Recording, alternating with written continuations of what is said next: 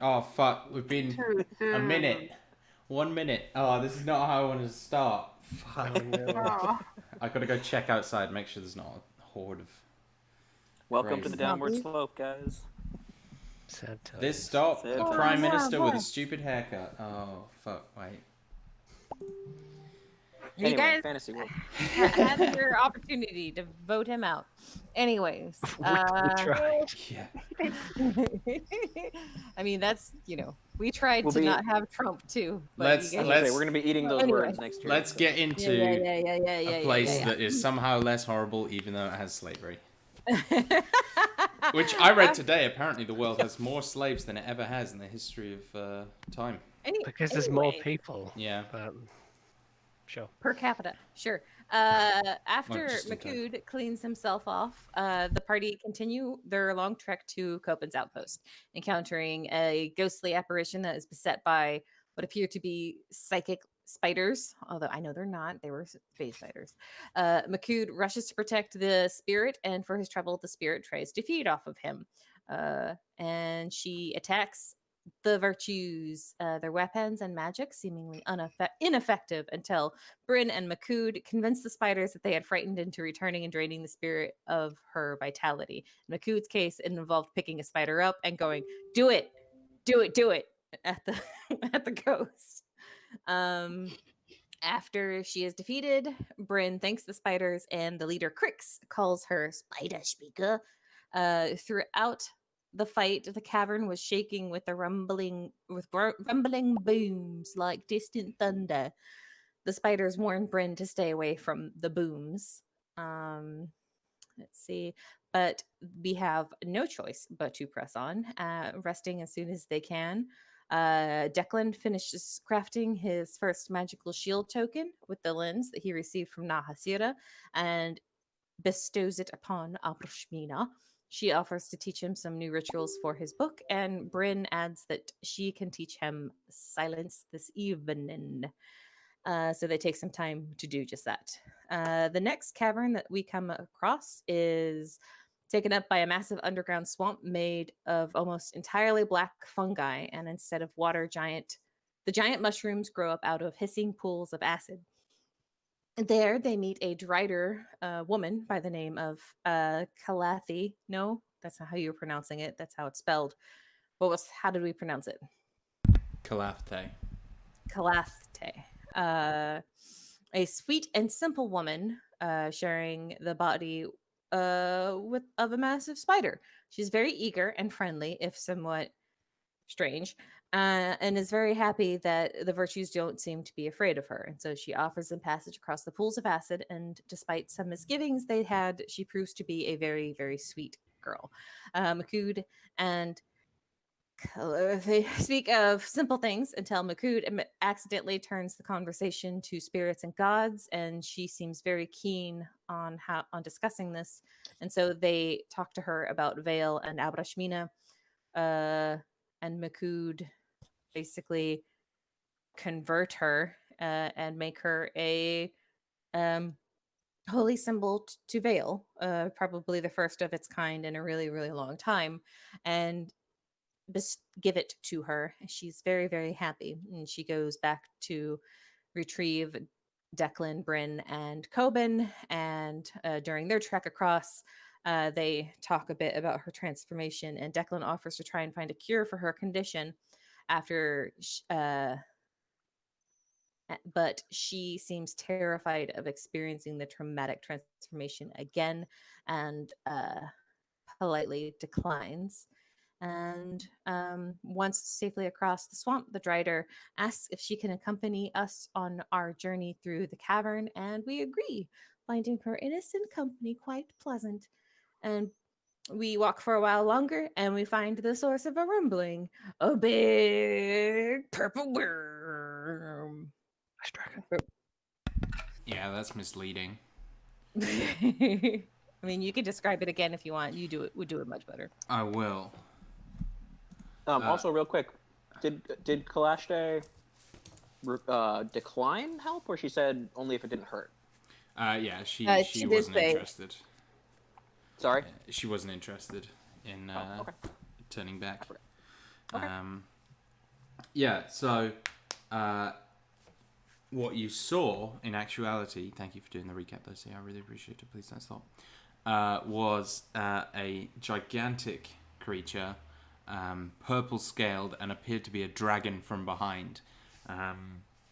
These like leathery wings that attach to the front legs like a wyvern. But when it turned around to look at you, its neck was far thicker than it should be proportionally, and its head looked like that of a giant purple sandworm with like a large kind of 4-part beak. And it let out a bellowing roar towards you all. And then we rolled initiative. By which I mean roll initiative.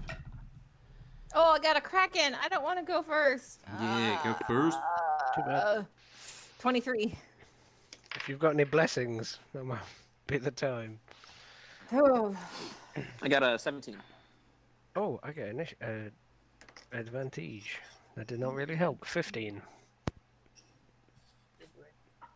Oh boy, Oh, God, oh boy, that's so oh bad. boy. That is, I believe. Come on, load faster. That's a 3 on the dice, and at most it's a 10. Well, you did better than the worm. Small miracle. Mina. I don't want to be first. Okay. Can't you hold your initiative? Like, or hold your place of initiative? No, I'm just. I probably should have thought about what I wanted to do in this first round of combat, but I didn't. Abrashmina is going to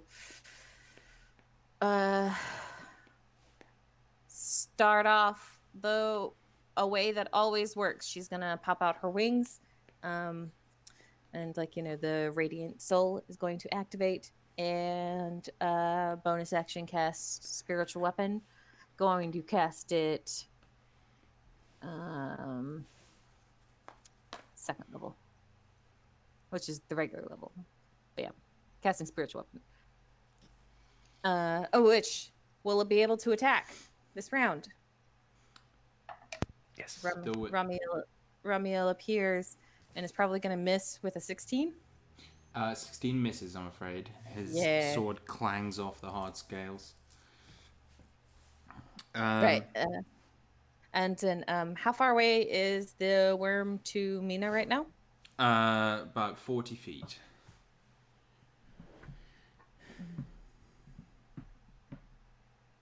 I'm going to stay where I am for now. All right. With the others. I'm sure that'll keep you alive. Declan. How far am I from the thing? About 40 feet. And what's the terrain like? Like places to hide, things like that? Pretty flat, but there's some stalagmites that you could hide behind. Okay. I'll just do my, dip into the floor thing, strafe a little bit, pop back up behind something I can hide behind, bonus action to hide.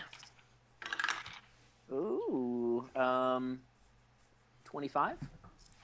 25 does hit. Oh, that's my hide.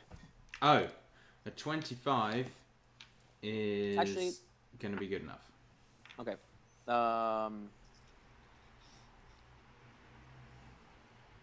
Is there anyone in melee? Not. I haven't if- gone yet, so no. Okay, Not can I as rearrange? corporeal. Can I rearrange my action a little bit? Oh wait, no, because I can't do it the way I'm thinking of doing it. All right, I'll shoot first. I'll re-roll that. Sorry. Okay, that's even better. That's 18 plus. Yeah, that's a 27. 27 hits. And it'll just be crossbow bolt because there's no sneak attack trigger right now. For 6 points of damage, and then I will hide. All right. Are you still doing the dip into the floor, moving behind a stalagmite, etc.? Mm-hmm. Cool. Yeah. Sorry. 22 to hide. Sure. I'm done. McCood. How long have we been walking since we to get into this creature? Since Not long. like 5-10 minutes. From We- the spider cave, or since we rested? From the spider We- cave. Since you rested, it's been a long ass time. Yeah. It's been a spider fight and then some. We haven't had any fights today. No, I didn't think so. Did we? We rested after the ghost fight. Oh, of course. So Makut is going to be like, finally a fight, even though it's been like a day. But he will run full pelt at this thing, raging, and like sand in the dark or something will kick up around him as like a torrent, a wave, and he is going to leap into action.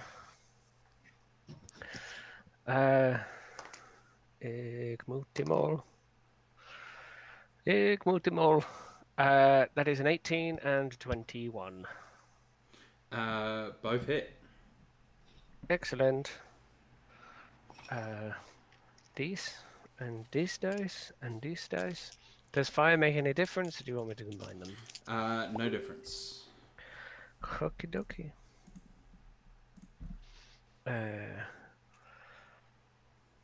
8, 10, 18 from the first hit, and 16 from the next hit. Oh, that makes my maths very easy. Thank you. That is my go. All right, Brynhild. I'm going to run up to the purple worm thing.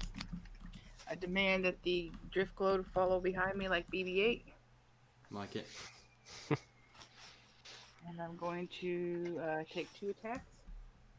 And then a bonus action spell. So my first attack is going to be a 25 to hit. Hits.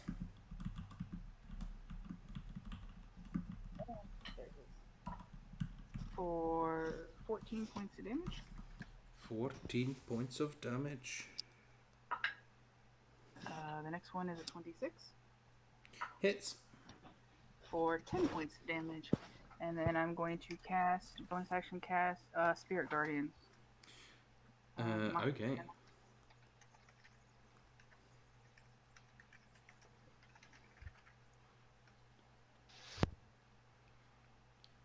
That's my go. Then it is the turn of the purple worm. Did you clash the Coben. And We have Coben and the Oh, spider and lady. Calanthe. Calanthe or whatever. Calafte. Calafte. Yeah. That one. I forgot to roll them, so I will put them at the end. Okay, let's go. Yeah. So, firstly, it sees a tasty macood in front of it Excellent. and wishes to nom. That's going to be a 33 to hit. I mean, I think that's about 16 more than you needed. Oof.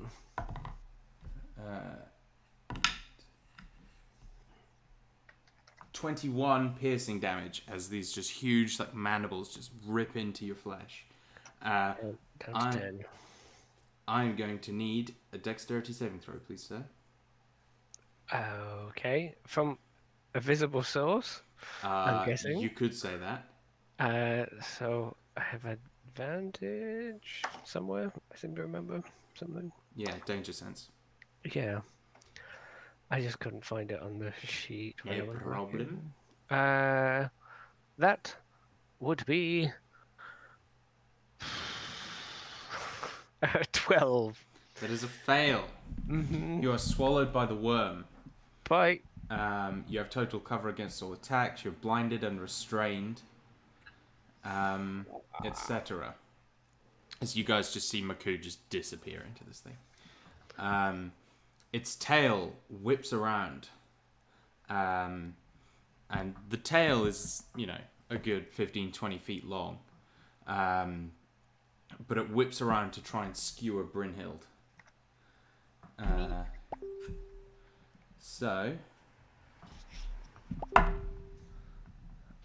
Fuck. It's only a 20 to hit. Yeah, that just hits. So you take 21 piercing damage, and I need a Constitution saving throw, please. As this thing is like the length of a sword and just pierces straight through your chest. That is going to be a 11. That is also a fail. I'm loving this. You take... Holy shit. 15... 28...